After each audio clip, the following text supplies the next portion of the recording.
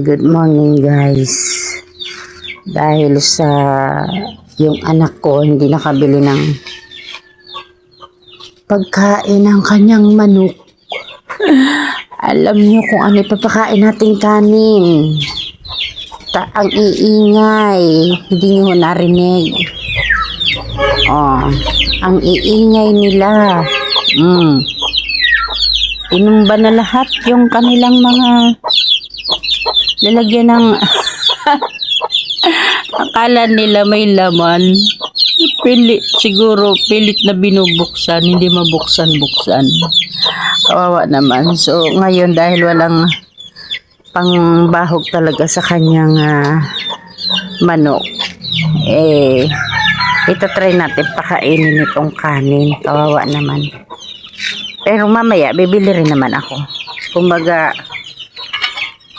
bigyan muna natin ito kasi ang aga pa, wala pang alas 7, sarado pa yung bilihan ng manok.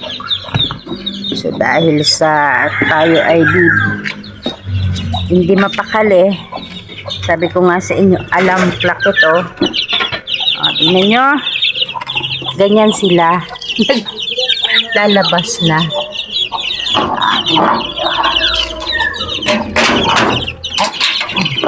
Katay na sukat.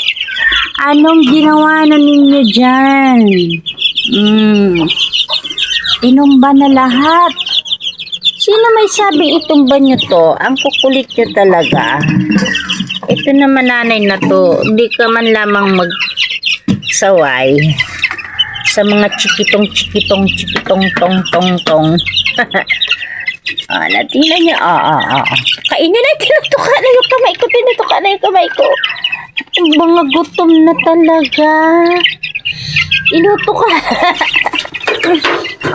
Huwag kayo mag-alala. Ito. Try natin kung kakainin nila. Ayan. May natira kaming kanin. Kahapon tanghali pa to kasi kagabi hindi kami masyadong kumain. Kahapon tanghali din ganoon din. So may natira kami kaya kagabi hindi na kami nagsaing. Buti nga hindi pa panis. Apo ko nagpapasaway na. Yan. So ubusin natin yan. O diba? And ubusan na rin sila ng tubig. Bigyan din natin ng tubig. Yan. Kukuha tayo dito ng tubig para meron silang mainom. Yung apo ko, ito din yung aso, yung kuneho, ayun, kawawa naman, wala rin pagkain. Yan, so ito may tubig tayo dito. Lalagyan natin ng tubig guys, diba? Ayan, ito, kuha tayo. Ayan, may pusa pa. Yan, kaso kailangan natin saglit. Guys, pinuno na natin kasi itong mga manok, kawawa naman kung hindi natin bibigyan ng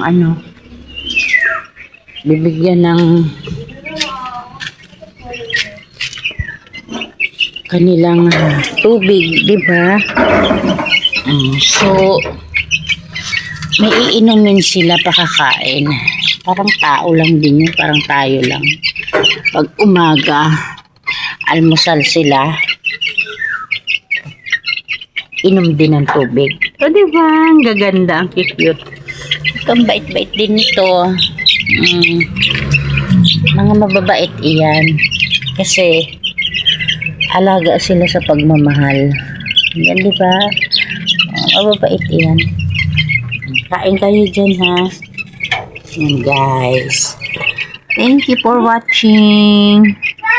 Ayan, mga malaki na sila. God bless po. Sunday po pala ngayon. Happy Sunday po pala. Kalimutan ako. August 3. Yan. In the morning. Sunday morning. Good morning po sa inyong lahat.